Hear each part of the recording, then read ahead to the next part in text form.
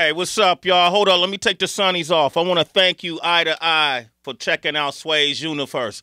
And I appreciate it. We got so many videos we want you to see, so push that notification button for me. Do it now and enjoy the video. Peace. Kiss, no love this time. The champ is here. The champ is here. Sway in the morning. Mikey Garcia is here. 36-0. 30 wins by knockout, Heather. It's amazing. Moving up in this welterweight division to fight Adrien Broner this Saturday. Wow. Let's not front. It's not an easy fight. No, it's not. Your brother trained Maidana when Maidana was able to beat Adrien, right? Yes. What has your brother told you about Adrien to watch out for or to capitalize on when boxing him in the ring? Well, something to watch out for, as we were told by Marcos Maidana himself, is that Adrien is actually very strong. Okay. Hits very hard. So that's something that we have to be aware of and careful with. But as far as training, strategy, and game plan, Marcos Maidana had a different set of skills that he was able to impose on Adrien and beat him, 12 rounds with a lot of pressure, punches from different angles. I don't quite have a style like that. Yeah. But I am ready to do whatever it takes to get that victory on Saturday night. And that's, if I have to brawl with the guy and trade, I'm going to do that. If I have to put pressure and keep him against the ropes, I will be ready to do that. If I can box on the outside, counterpunch, then I'm also ready to do that. There's a lot of things that I can do, and that's just kind of the way we've trained for this fight. We saw Canelo go up against Julio Chavez Jr. And he hit him, and he hit him, and he hit him, and he hit him, and he never really even staggered the guy because he's been moving up in weight. Yes. How many divisions have you moved up in weight? Well, I've been champion in 3 divisions. This will be the 4th division that I'll be competing in. Did he just start on us right there? He's showing off? Yes, right. Mikey's showing off, right? He's showing off. How do you get your power to transfer as you move up into this welterweight division? Like, how are you even going to affect Adrien at this size? See, I think the right thing to do is move up when your body asks you to move up. Okay. So I started at featherweight, which is 126 pounds. I finally moved up to 130 pounds, super featherweight division. The last fight was at lightweight, 135. This fight is at 140 pounds. But it's always been when the body asks you to move up, when you can no longer make that weight and you're feeling a little tired, a little drained, you can do that. Right now, I actually still feel that 135 is probably the best fit for me. But I took this fight at 140 because it's a big, important fight, high-profile fight that can open doors for bigger fights for me. Okay. Tracy, Mikey, earlier when we were talking about how boxing is in your blood because of the influence of your father and of your brother, I'm wondering, outside of the ring, at any point in your career, was it hard? Like, if you're just at the grocery store and when someone pisses you off, did you feel like your fist clenching? Like, can you turn it off? You know what? I've never been in any situation like that where I have to fight in a grocery store in the street. There's been occasions where someone doesn't even know who I am, and they may think that it's easy for them to say something offensive or anything like that, and I just ignore them. I don't pay attention to that because there's no point in me beating a guy up for just a few words that really don't mean anything. Gotcha. Like Mikey. Well disciplined. I'm learning from Mikey because I feel like, how people could be so mean on social media. Like, if women, we gain weight, I'm going to just say my body told me it was time to move up. I'm just learning so much from you, Mikey. It was my body was speaking to me and said, move up. My body said. Yeah, another 10 pounds. It wasn't me. It wasn't me. My body said, it spoke to me. Eat this Twinkie. Your body. The environment you grew up in, your family are Mexican? Yes. Okay. And you talked about gang culture in Oxnard, right? How prevalent is it in Oxnard? Like how? There's the big gang there in Oxnard is Colonia, and that's where the gym was located. And right in the hood, right in the middle of the hood.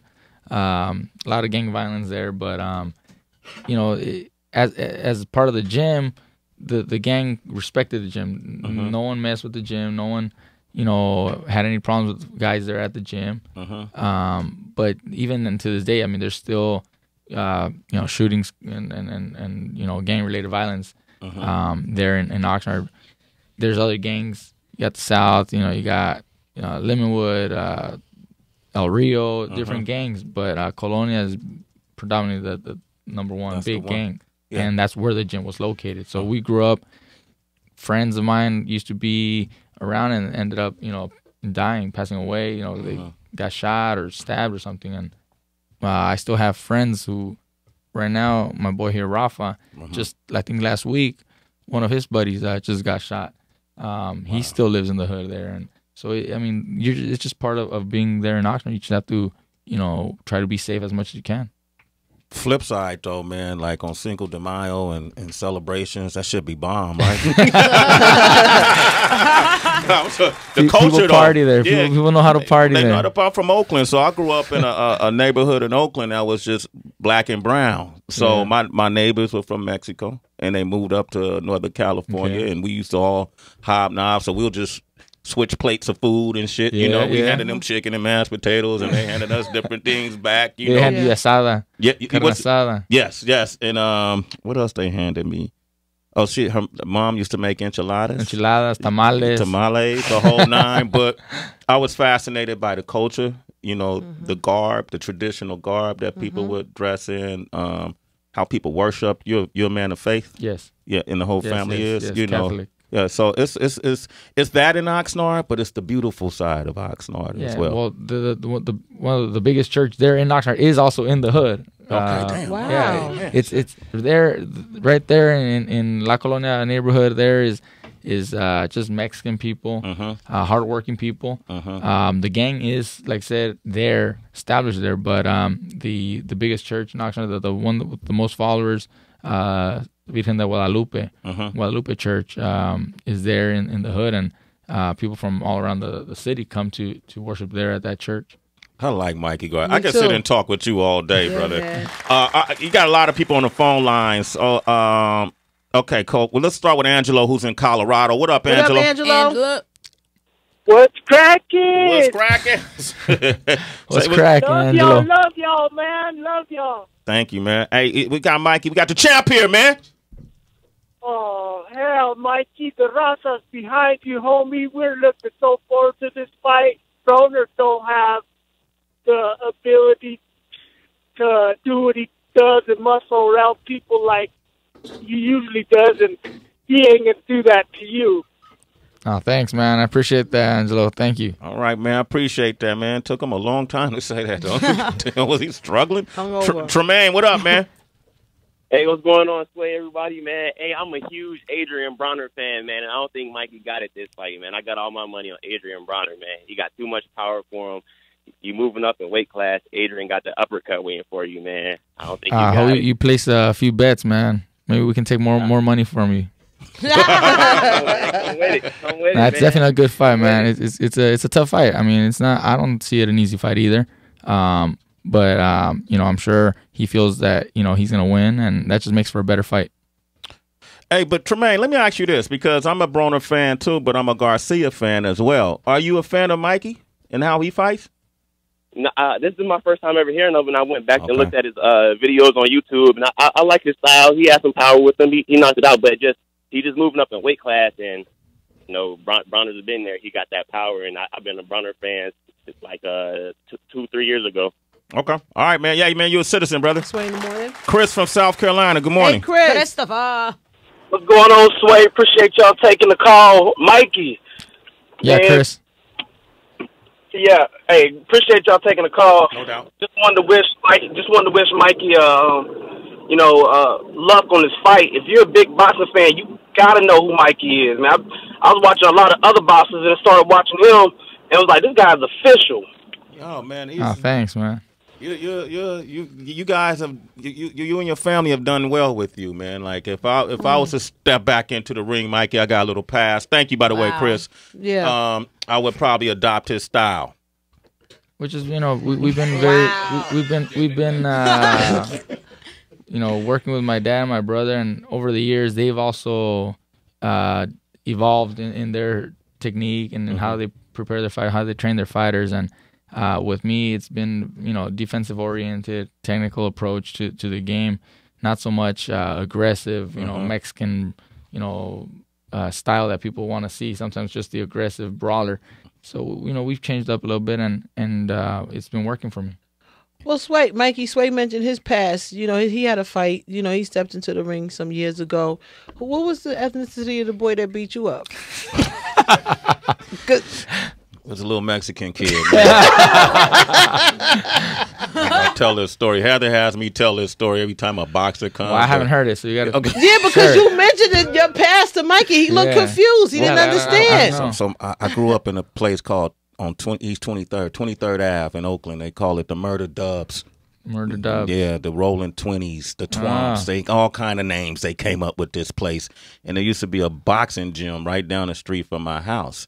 And right next to it was an arcade. So I used to always play at the arcade video games. Yeah. And then one of the trainers saw me there one time with my reflexes on the video game. You know, it was really fast. You saw that, right, Mikey? You saw that blur. And and the trainer asked me to come in and say, hey, man, you think you want to give a shot at boxing, man? You know? And I said, I'll think about it. I saw the same trainer. I used to run track. On the track one time, he was training his boxers. They were running. And he saw me run. He's like, man, you really fast, man. Come in the gym. All right, man. Yeah, I'm tough, man. I'm from 23rd Ave. I said, so who you want me to spar with? So it was this short little Mexican dude, right? And I was like, man, I can't. Nah, man. Come on, man. Too small for me. Too small for me. And he's like, nah, let's see what you got. I'm bouncing around the ring. I'm hitting him with the fakes and the whole nine. And that dude was just so patient. He threw one punch. And that motherfucker hit me right in my nose, right? Man, I ain't boxing. That ain't for me. I ended up running track all the way to college. Boy, I got into hip-hop. I'm like, nah, man, I could watch boxing, man. But, man, it's an absolute honor to have you on our show, brother. I really respect your talent. You know, unlike a lot of boxers, you ain't about the hoopla. You know, he ain't doing no song and dance, which usually kind of rouses up an audience. But I think you're great for boxing. I think your family's great for boxing in a traditional sense, man. Stay the path. You know, Adrien's a friend of mine. He's been on the show before. Yeah. You know, good luck to you against him. And I would say the same to him. You know, good luck to you against Mikey. But I respect both of you guys, man. I can't wait to see this fight. Thank you. Thank you very much. Thanks for having us. Absolutely. Mikey Garcia, ladies and gentlemen. Saturday night, Barclays. Make sure 9 p.m. You're at home watching on Showtime Live. We got Celebrity Wire up next. Yup, and somebody wants to get drugged by Bill Cosby. Ow! It's Sway in the morning, only on Shea 45.